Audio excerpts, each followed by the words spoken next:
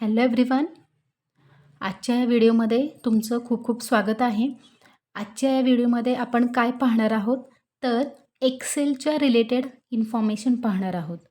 M S C I टीच्या एक्झाममध्ये असेल किंवा नॉर्मली जर टीचर्स लोकांना रिझल्ट प्रिपेअर करायचा असेल स्टुडंट्सचा किंवा कंपनीमध्ये एखादा डाटा तुम्हाला जनरेट करायचा असेल तर मोस्टली एक्सेल याचा खूपच मोठ्या प्रमाणात यूज केला जातो आणि एक्सेलमध्ये फॉर्म्युला यूज केला जातो आणि त्यामुळे आपलं काम जे आहे ते अगदी इझी होऊन जातं.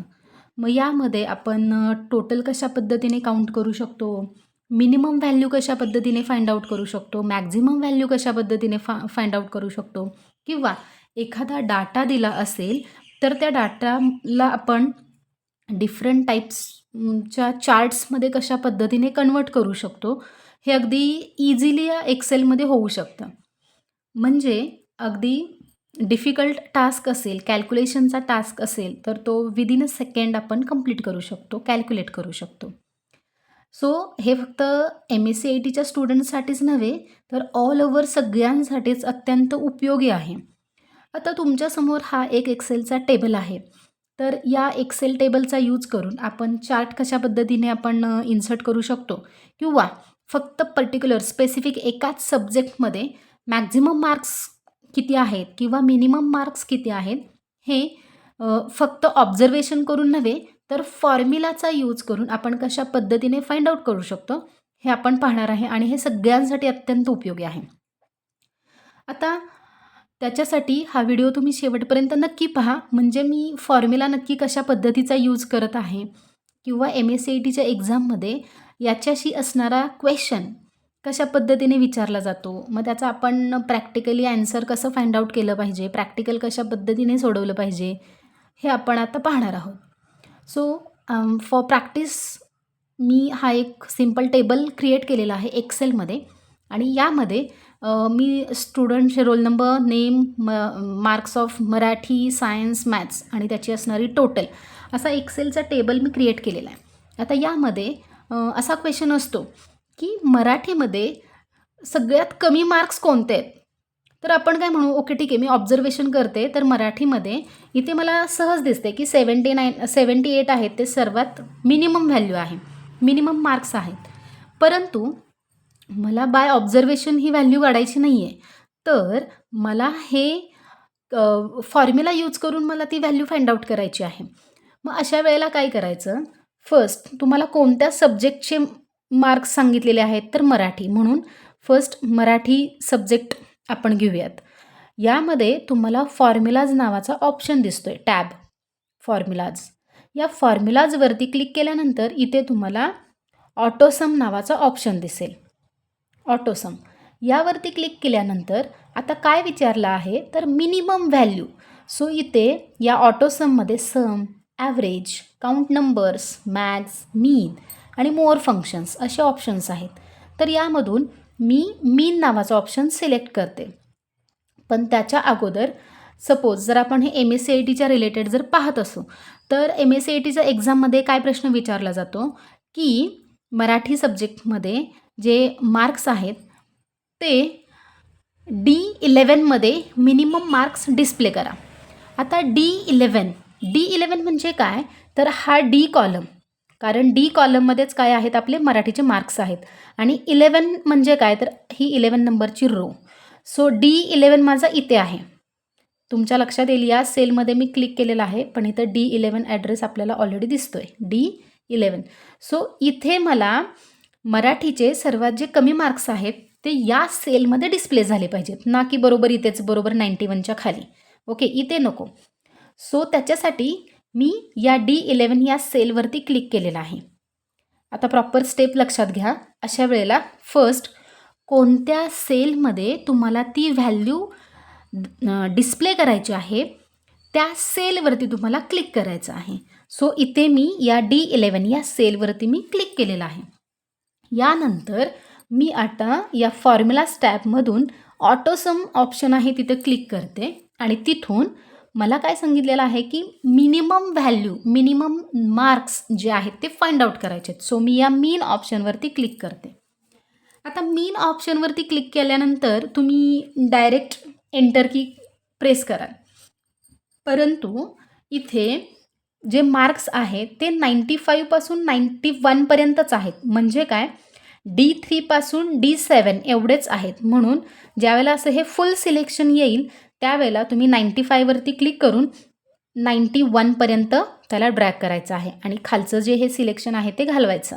आणि आता इथे तुम्हाला बघा मीन D3 आणि D7 या बॉक्समध्ये तुम्हाला D7 पर्यंतची रेंज दिसेल. आता मात्र तुम्ही एंटर की प्रेस करा. आलं लक्षात? आता 78 हे काय झालेलं आहे, आपल्या मनाने इथे म्हणजे काय तर फॉर्म्युला यूज केल्यामुळे तिथे ते मार्क्स डिस्प्ले झालेले आहेत. फॉर्म्युलाचा यूज केल्यामुळे ते मार्क्स तिथे डिस्प्ले झालेले आहेत. आता सेम असाही क्वेश्चन असतो की D10मध्ये मराठी सब्जेक्टमध्ये असलेले मॅक्झिमम मार्क्स तुम्ही डिस्प्ले करा. म्हणजे D3 to D7 या रेंजमध्ये असणारे मॅक्झिमम मराठीतील मार्क हे D10मध्ये डिस्प्ले करा. D10मध्ये डिस्प्ले करा असं जर प्रश्न असेल तर फर्स्ट स्टेप, तुमची इम्पॉर्टंट स्टेप काय आहे तर तुम्हाला D10वरती क्लिक करायचं आहे. D10 या सेलवरती क्लिक करायचं आहे आणि तुम्ही प्रॉपर त्याच सेलमध्ये क्लिक केलं का हे जर तुम्हाला ओळखायचं असेल तर या नेम बॉक्समध्ये तुम्हाला D10 हा ॲड्रेस दिसेल. तुम्ही ज्या सेलवरती क्लिक करता त्या सेलचा ॲड्रेस आहे तो इथे नेम बॉक्समध्ये दिसतो. हा D9 आहे. आता मी इथे D10वरती क्लिक केलं.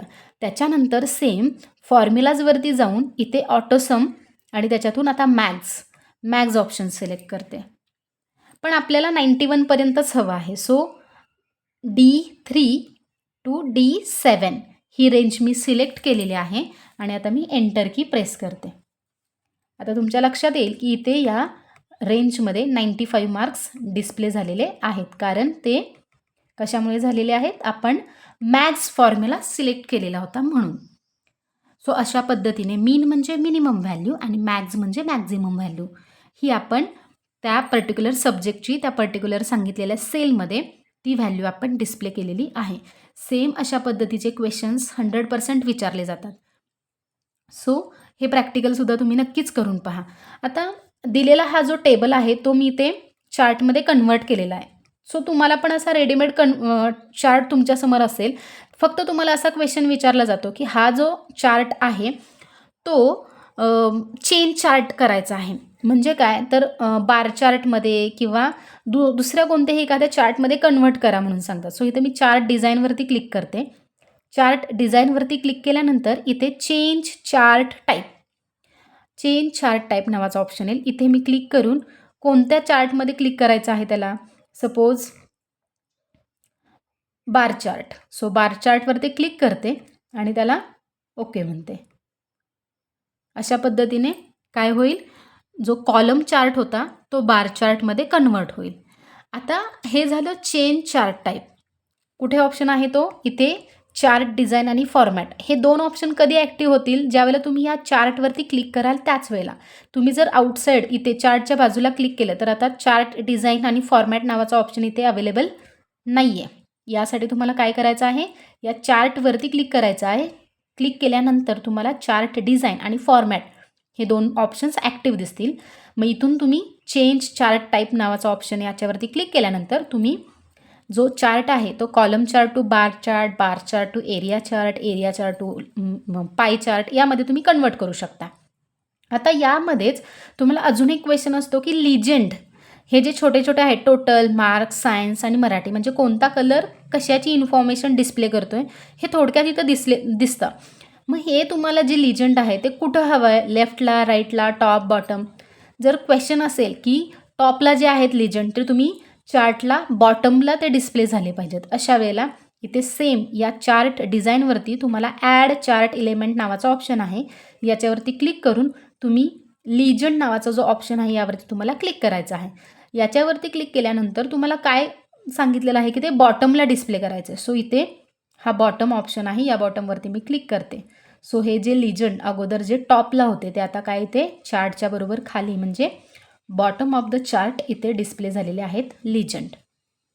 100% विचारला जाणारा question. Legend, mean, max, move chart, change chart type अशा पद्धतीचे क्वेश्चन्स हे विचारलेच जातात. सो हेही प्रॅक्टिकल तुम्ही घरी करून पहा आणि यामध्ये तुम्हाला सॉर्ट आणि फिल्टर नावाचा पण ऑप्शन असतो. तिथूनही तुम्ही convert that letters Z to A to Z अशा पद्धतीचे क्वेश्चनसुद्धा विचारले जातात. म्हणजे जर मुलांची नावं असतील तर तुम्हाला ती नावं काय करायची आहेत, सॉर्ट करायचे आहेत. Smallest to largest, largest to smallest किंवा A to Z, Z to A. अशा वेळेला तुम्हाला काय करायचं आहे, जर स्टुडंटच्या नावाचा C कॉलम सांगितला असेल, नेम ऑफ द स्टुडंट्स, ते जर तुम्हाला सॉर्ट करायला सांगितले असतील तर फर्स्ट या ॲक्च्युअल नेमपासून तुम्हाला ते सिलेक्ट करायचे. स्टुडंट नेम हे टायटल तुम्हाला सिलेक्ट करायचं नाही, तर त्याच्या खाली ॲक्च्युअल जे तुम्ही नाव टाईप केलेलं आहे त्या नावापासून लास्ट नावापर्यंत सिलेक्शन द्यायचं आहे आणि त्याच्यानंतर सॉर्ट आणि फिल्टरमध्ये जाऊन तुम्ही Z to A किंवा A to Z जे काही सांगितलं असेल त्या पद्धतीने तुम्ही ते सॉर्टिंग करू शकता. येस, अशा पद्धतीने सॉर्ट आणि फिल्टर ऑप्शनसुद्धा विचारात घेतला जातो आणि त्याचंही प्रॅक्टिकल विचारलं जातं. आणि त्याचबरोबर इथं क्लिअर फिल्टर नावाचा ऑप्शन असतो. Clear format, clear all, clear format, clear content, clear hyperlink याच्याही ऑप्शन्स या ऑप्शनमध्ये आहेत. त्याच्याचबरोबर इन्सर्ट रो, इन्सर्ट कॉलम, त्याच्यानंतर delete row, delete column, delete sheet. आता फॉर्मॅट टॅबचा यूज करून तुम्हाला काय करायचं आहे, रोची हाईट चेंज करायची आहे, कॉलमची विड्थ चेंज करायची आहे, एखादी शीट हाईड किंवा अनहाईड करायची आहे, टॅब कलर सेट करायचा आहे, रिनेम शीट करायची आहे. Yes, move or copy sheet याच्याशी रिलेटेड असणारे क्वेश्चनसुद्धा MSCITच्या एक्झाममध्ये असतात. सो याचीही तुम्ही प्रॅक्टिस करा आणि काही जर तुम्हाला क्वेरी असेल तर तुम्ही मला नक्की कमेंट करून कळवा. मी तुम्हाला त्या क्वेरीचं नक्कीच सोल्युशन देईन. थँक्यू.